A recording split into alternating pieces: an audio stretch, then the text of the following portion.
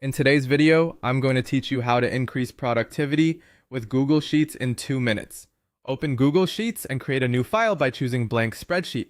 Right away, rename it to 2026 Productivity Tracker so you can find it easily later and keep everything focused on your goals for the year. Start by setting up a clean structure. In row 1, across columns A through G, type these headers: date, task, category, priority, status, deadline, and notes. Select the entire first row and make it bold. The simple formatting cue helps your eyes lock onto the labels so you enter data consistently and avoid mistakes as the sheet grows.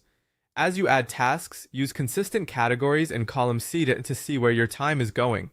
Good examples are client work, content creation, admin, sales or prospecting, and personal. Reusing the same category names is key. It makes filtering and reviewing much clearer. Next, make data entry fast and accurate with dropdowns. For priority in column D, select the whole column, go to Data, then Data Validation. Choose Dropdown and add 3 options: High, Medium, and Low. Click Done.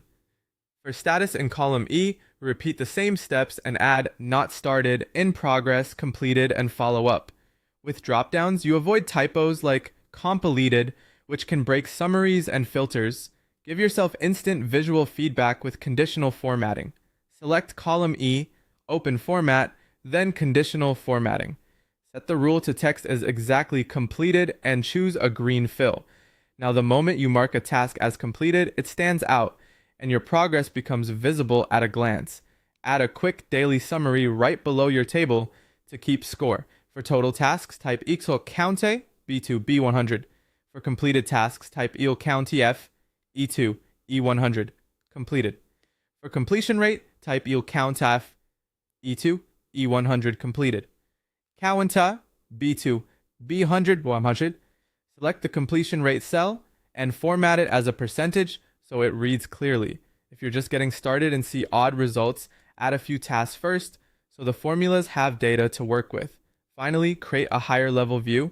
Add another sheet tab and name it Weekly Summary. Use it to track total tasks completed, revenue tasks done, and missed deadlines by referencing your main sheet. This weekly snapshot makes your review fast and helps you adjust priorities before small issues become big. With these simple pieces in place, your tracker goes from a blank page to a clear productivity system you can maintain in minutes a day.